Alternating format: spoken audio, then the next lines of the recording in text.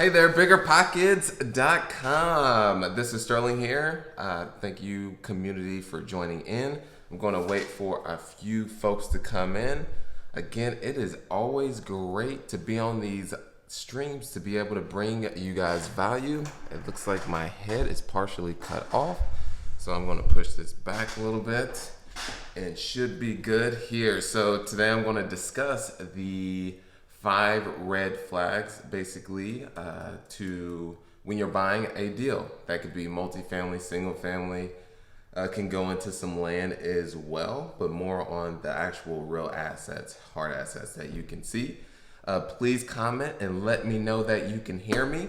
Again, I'm Sterling White, your favorite real estate investor. I am a contributor on BiggerPockets.com. Also own just a little under 400 units that's comprised of single family and majority on the multifamily side. And just recently, a couple weeks ago, closed on an 80 unit apartment complex. So that was absolute madness prior to that point. Now we own it. We're getting through the construction phase and also the management. So it's going to be a nice little reposition project where we're pushing up those rents about 150 to 175 per unit. So again, let me know that you all can hear me. Going to give a few shout outs. Thank you, Nina Gardner. They're on YouTube for joining in. Joe Gonzalez, thanks for letting me know that you can hear me crystal clear on the audio. Hey there, Ron Bushkirk. Thanks for joining. Yo, Joe, saw you just jumped in. Great to see you on the stream. Was fun speaking at that meetup that was there in Cincinnati for the best ever. I believe it's the best ever community with Joe Fairless. Great guy. And we've got Derek McCurry. Thanks for tuning in. I'm here in Indianapolis, Indiana. Please comment below and let me know where you are from as well. Again, for everyone that's just joining in, today I'm going to go over the 5 red flags you to ultimately look out for when you are buying a deal that would essentially say that this is a no-no, or that you should be a little bit concerned prior to actually making that acquisition. So thanks Robert Mormon for joining over on the YouTube. We've got Jeff Gregory from Michigan. Go Blue. Yes, those Wolverines. Andre Stone, fellow Hoosier in Indy. Thanks for joining in. And yes, Atlanta is a pretty hot market. Iris Sanchez from California, thanks for joining. So I'm going to go right into the content. Again, I truly thank everyone for jumping in on this and devoting your precious time. So what I'll do is, for those of you who do share this stream and also comment that you shared the stream, I will give away 2 phone calls with myself, where we'll go over just about anything real estate, whether that's attracting investors, raising money if you're a syndicator or looking to bring investors to raise money for your deals, acquiring multifamily, acquiring single family, etc. So for that, you'll need to share the stream and also comment that you shared the stream too, so I can see that and I'll give you a shout out, and then we can hop on that phone so I can bring you that value. So thanks again for tuning in. All right, so the 5 red flags, we're going to start on more of like a high level, so not specifically the deal itself, but more of the big picture of the economics. So the first one, it's always great to check the vacancy rates that are near the property that you are planning to acquire. And the sources that you can use are Zillow, Trulia, HotPads. You can also call local property managers as well. Because what you basically want to understand is that if there's high vacancy or quite a bit of properties that are on the market, then that means that there is a low demand, especially if they've been on the market for multiple days. And that's another part that we'll get to as well. So that's the first point. The second is checking out the economics. So let's say you're going into Indianapolis, Indiana, or maybe California, San Jose, I believe is a city within California. Or let's use Louisville, Kentucky, for instance, because that's a market that we're in. Is what you want to do is some good indicators to focus on is, are jobs coming in, or are jobs leaving? Because you want to ensure that there's an upward trend in that market versus a downward trend. You want to look at, again, the jobs, and then also how's the population? Is the population steadily growing? Is there an increase, or is it on the decline? So, for instance, Detroit, when I know that market's starting to come back a little bit more, but when the manufacturing downturn came, they took a huge hit. During that time, it wasn't, if you were to go in there and buy a rental property, then your chances of getting a qualified tenant or your pool of qualified tenants would, or qualified people to rent to, was very slim, and you would have to cut your rates in order to get someone into your property, or you just couldn't find anyone. So those are things you want to look at, is the economics. Sources that you can use to find that are United States Census Bureau. It has all that information. And then also a Google search will show you that as well. You can actually see, let's say, whatever your specific market is. For example, Indianapolis, Indiana. It actually, you say Indianapolis population into the Google bar, which love Google, phenomenal source, which I know you guys are aware of that, is you go there and you can actually track over the past decade, year by year, how the population is actually going, if it's on the upward trend, if it's on the downward, etc. So those are good indicators to look at actual sources. The third is give a few shout outs. Thanks, Andre, for sharing. And then hello, Karen Kirby, thanks for joining as well. The third one is high days on market, which is what I mentioned a little bit earlier. So again, for those of you who are just tuning in, we're going over the 5 red flags to look for ultimately when you're buying a deal, whether that's a single family, whether it's some land, or even a multifamily asset. So and then also for everyone who is on, share the stream, and then also comment that you shared the stream, and I'll be picking someone to have a phone call with myself, or we can just go over anything to whether you're just looking to get started, branding, finding investors, etc.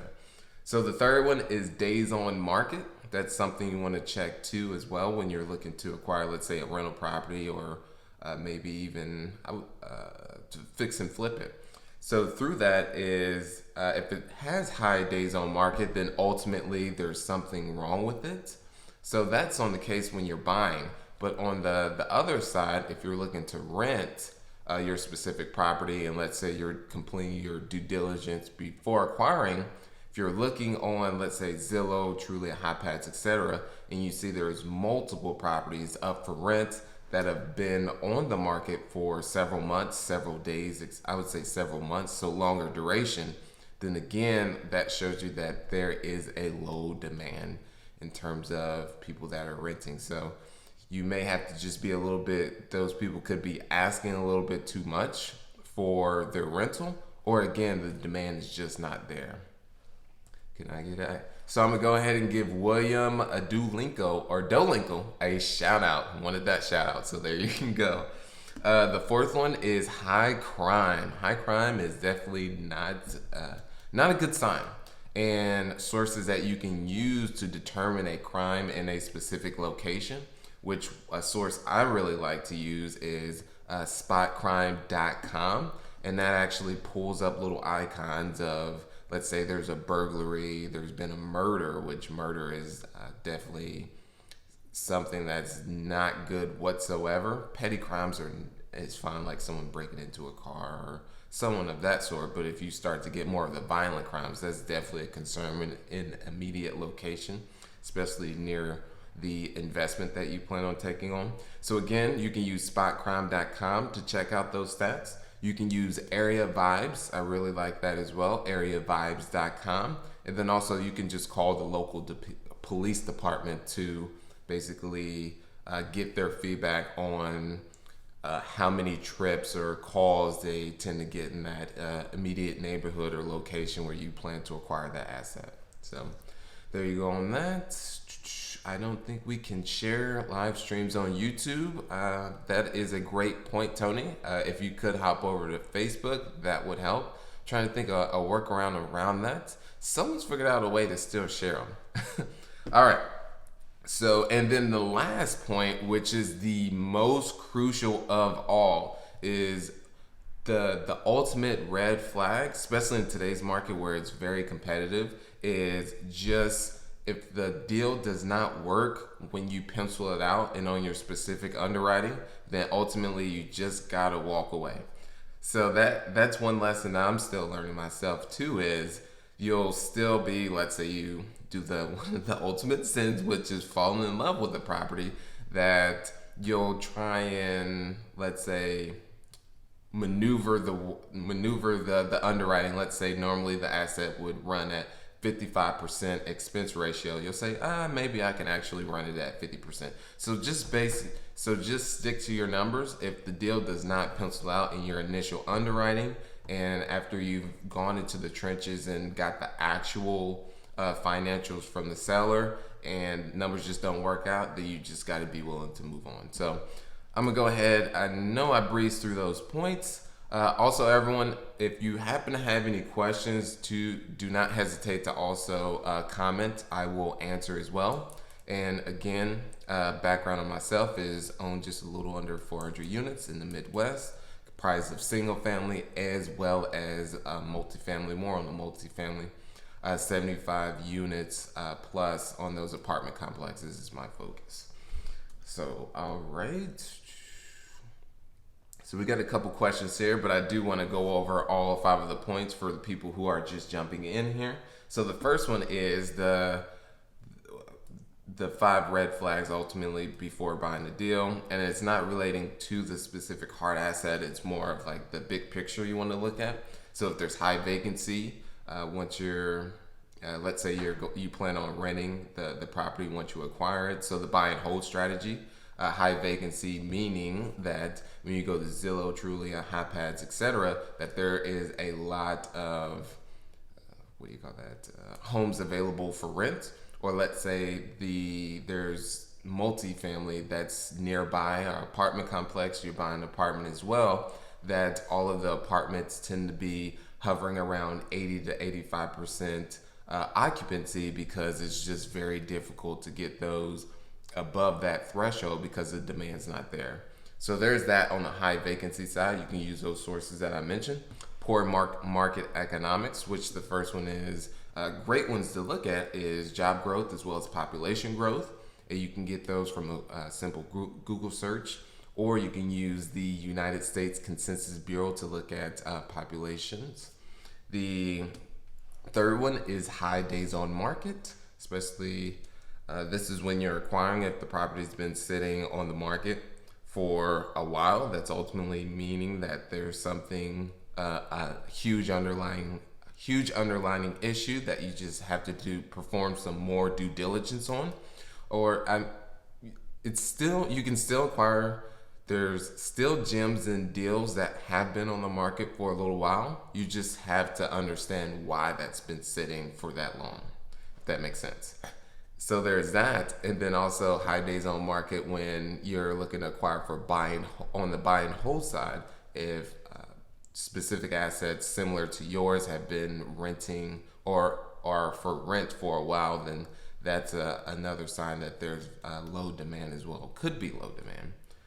And then also high crime. That's something you want to check into. You can use spotcrimeareavibes.com and call the local police department to determine what the traffic is in terms of calls or trips they have to take out there to address crimes.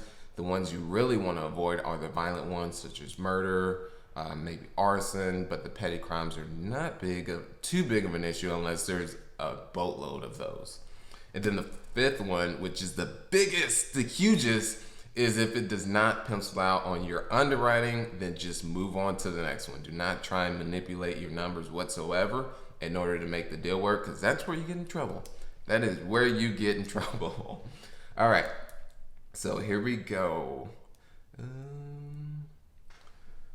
So we got some questions here. Thanks for joining RDU Home Sales. We've got Olivia Rose. Thanks for joining. I'd like to see a video on service animals, especially for ones who don't allow pets.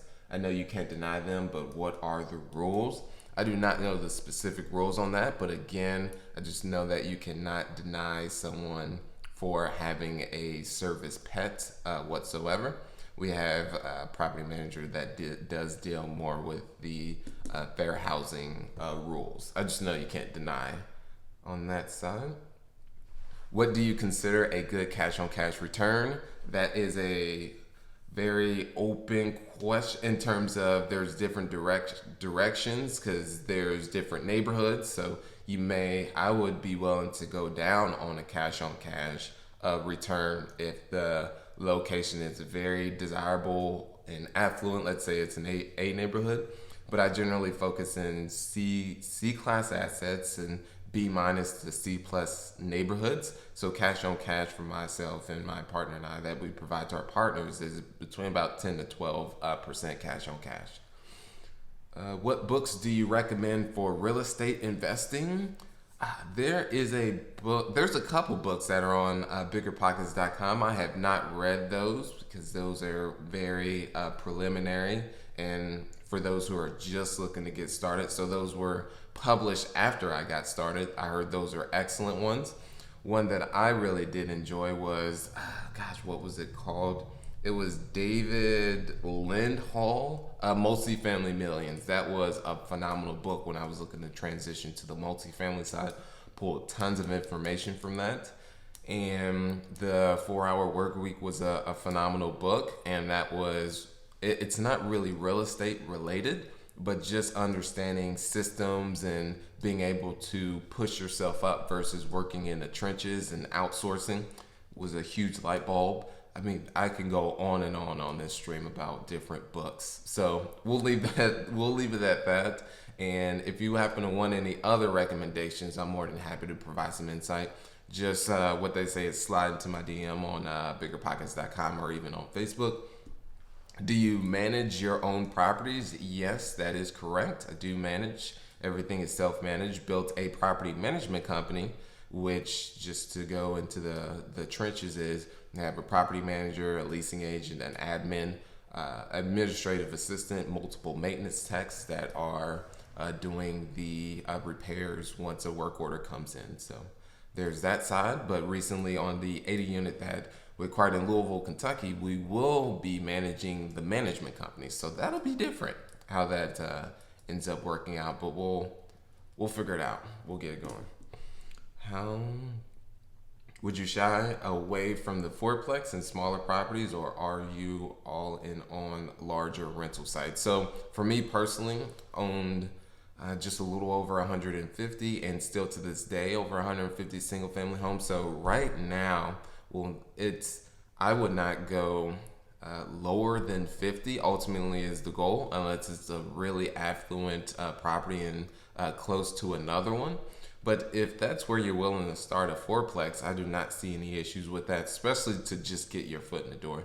I know some people go the other way and say go big or go home, which is my philosophy too though, but to get your foot in the door, start with the fourplex and then scale up from that point. It's all about where your goals are and where you want to go.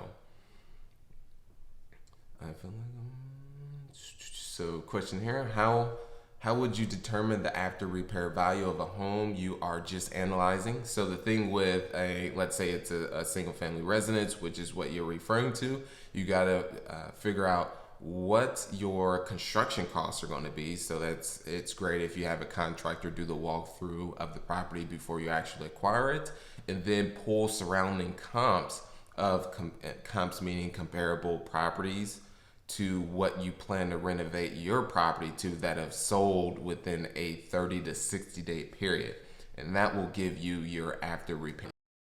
So if you have a 3-2, meaning a 3-bedroom, 2-bath home with a detached garage, then you want to look for a similar property that has sold recently that has that same layout. If you could layout, not you don't have to do layout necessarily, but also a 3-2 with a detached garage that has sold in a recent time period. And also if you can use that realtor too that sold that, that would be great. If there's quite a bit of activity with other realtors, you can tap into them as well.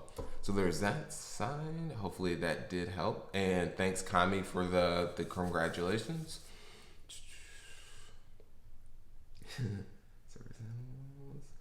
All right. So I know there's a. And again, for those of you who are on here, please share the stream. And also, those of you who are on Facebook, like, and also do the loves. Love seeing those come in. And the wows. Love the wows. I just get really jazzed up when I see those wows coming in for some reason. Do you. Here we go. Do you use the BRRRR method? Formerly was not just purchasing single families all cash.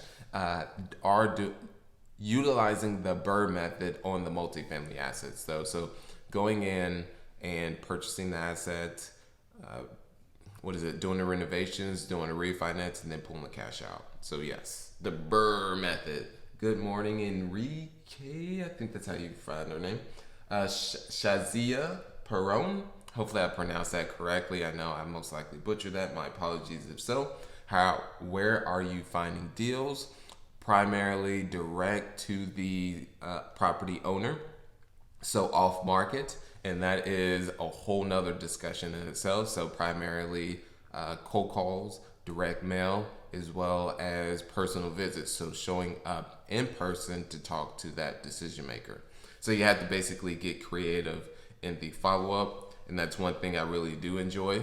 But you have to, if you're going to be on that side, get willing to face rejection, so the no side, which is completely fine, but also get kicked in the face. So have fun with that. But it builds a muscle ultimately. So there we go with that. Could you please? So we got Gabriel here. I'm going to scroll up. What do you think about the Miami real estate? Gabriel, I am not familiar with the market. Miami, I'm here in the Midwest. So solely on Indiana, what's the other one? Ohio, markets within that, and also Kentucky. I know Miami, last time I drove there, I saw quite a bit of cranes that were in the air, which they say cranes in the air, beware. So from my understanding, it is very, very hot and potentially overbuilt. So that's the only context that I have on that. But there's still always deals to be had. You have to always have that mindset. So don't know which route you're taking, Gabriel, if you're doing wholesaling, buy and hold, or fix and flip. But that's all I have to say on that specific point. Hopefully that helps. He said, is it okay to buy at market value? In other words, is it okay to buy with only 2% or 5% equity? Could you please elaborate on that? If I'm understanding what you're saying, is it okay to buy a deal for what it's worth ultimately? Yes, if there's the upside on that specific asset, because generally real estate, especially in the Miami market, does go up in value. So if you can purchase it at a solid price for what it's worth, then yes, if that's the direction I believe that you're going into.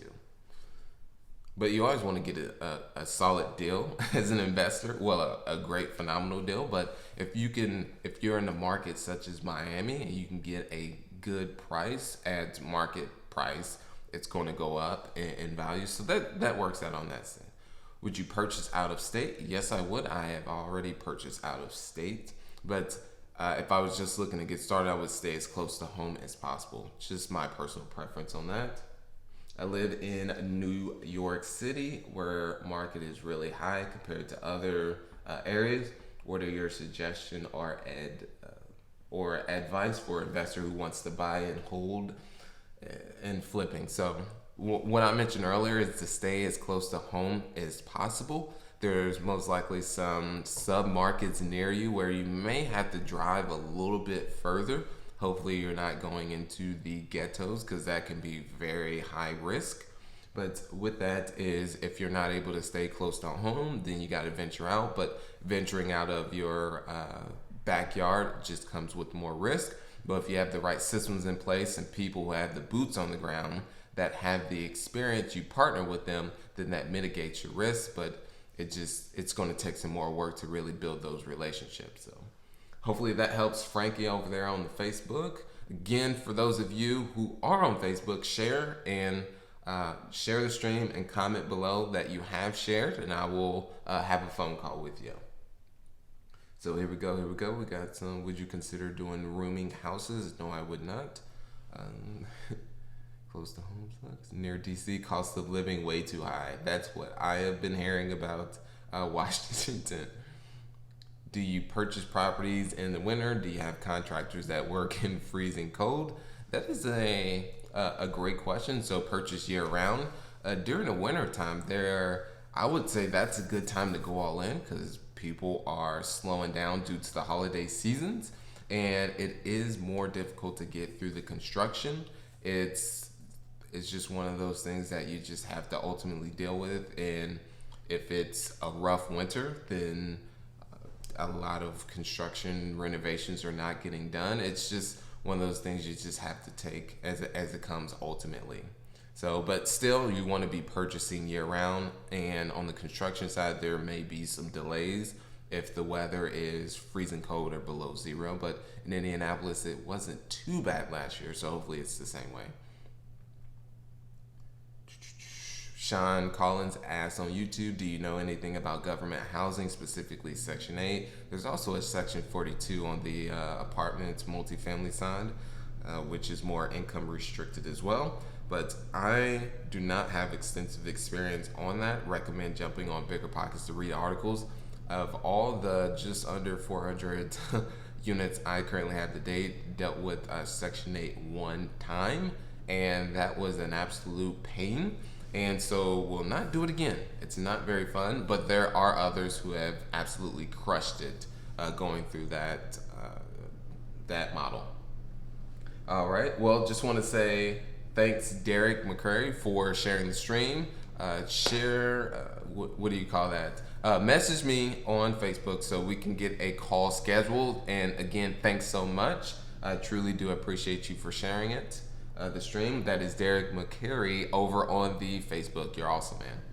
So we got some more questions. Only thing that makes sense to me is out of state, plus MD is way too tenant friendly. That's one thing I should have mentioned over here, which goes into the economics, is looking into whether a state is business friendly or a specific market business friendly, and then further narrow that down is how are their in terms of the tenant versus landlord. Are they friendly, more tenant friendly, or more landlord friendly? What you'll get in Chicago, for instance, is it's brutal in terms of the evictions. From my understanding, Cook County specifically, that it can be anywhere between 4 to 6 months to evict someone, especially if they're a little bit more sophisticated of a tenant and really know how to work the system. Here in Indianapolis and other parts of the state, it takes from start to finish about 30 days to file an eviction and also get the person out of your property for not paying rent. Not just evicting someone, just to evict someone. There's got to be a reason. So awesome, Matt Powell, thanks for sharing the stream. You're awesome. Go ahead and if you can slide to my DM on Facebook with your contact information, we'll set up a call. You are so awesome for that. I truly do appreciate it. So got some more. Can you give an example of a successful deal you did? Just to give, okay. I would say a recent one that we purchased in February of this year. Total purchase price was $3.25 million for the 80 units. And just the going in, it was more stabilized asset, and the cash on cash initially was double digits, and we're going in and pushing those rents up. I would say $50 to $75, maybe just a little more than that.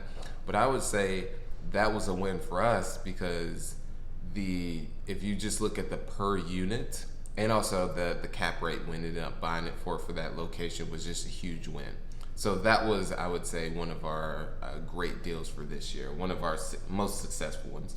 And another one, I would say, which I touched on this on BiggerPockets, is one of the most successful was one that we did not get, which was 118 units, or just a little under 120 units. That was in Cincinnati, Ohio. Turns out that if we would have bought that deal, we could have potentially went under or just been a huge headache, because one thing was we had our initial assumptions in our underwriting, and then once we got through the due diligence, walked all of the units, our construction costs basically, it was the roofs. All the roofs needed to be replaced versus initially we thought that we could patch. And then even after that, we still tried to make the deal work. Luckily, we blew out of it, but ultimately that was a huge, we paid all these costs to our lender to do the, appraisal, the inspections. But that was basically tuition that we paid for that, and huge learning lessons on, we should have got the contractors up there first once we heard from the seller that he's just been patching these roofs, and that we should have pushed the financing a little bit further away so we wouldn't have to pay all those out-of-pocket costs, which are now sunk. So huge lessons learned. I would say that was the most successful, even though it sucked at the time because it was a big failure, but you learn from your failures ultimately. So here we go. Are you investing in Fort Wayne, Indiana? Yes, that is a market that we are looking at. What is the smallest town you would invest in? It really depends on the town. If it's a small town that people are commuting from that town to the city, then can go as little as, let's say, 30,000 to 20,000. But if it's a small town way outside of the city, then that town has, normally don't deal with those towns. It has to be a town, not a town within a town, is what I'm getting at. Hopefully that answers your question, Derek Myers. Will there be a recording of this posting later? Yes, there will be. And I will actually share that so everyone can see that. Should be here. I just shared for those of you who are on YouTube, I just copy and pasted the Facebook link in case you want to see that later, because BiggerPockets keeps everything on that page. All right. So I would say that is just about it. We've got two people who are the lucky individuals who share, not the lucky, but they control their destiny ultimately, but shared the stream, and we'll be having phone calls with them. And again, if any of you happens to have any questions, do not hesitate to reach out to me on Facebook or either BiggerPockets.com if you do have a profile. I do truly appreciate all of your time, all of your precious time. Enjoy the rest of this lovely day. You're so awesome. Oh, we got another question. Is it intelligent for a future real estate agent to invest in rental properties or real estate properties? Yes. That's all I have to say on that. And then I will put, I'm looking at you guys just get me going with these questions. I gotta answer. I'm looking at a 5-unit property in a lower income area and the returns look great. How do you feel about investing in these areas? It depends on, it's going to be more management intensive.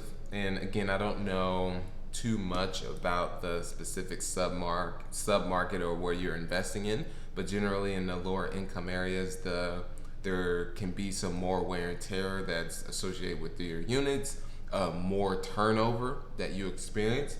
Hopefully that lower income neighborhood that you're focused in has good schooling, because that will increase the turnover. So there's huge dynamics. It's just, you have to have the right systems in place on the management side to really oversee that whole process, because the returns look great on paper, but ultimately you just have to ensure that your expenses and also vacancy, all your numbers are basically conservative for that specific niche, or just ensure your underwriting is prime to ensure that those returns that you see on paper will actually translate once you take over ownership. There we go. That's where I was getting at.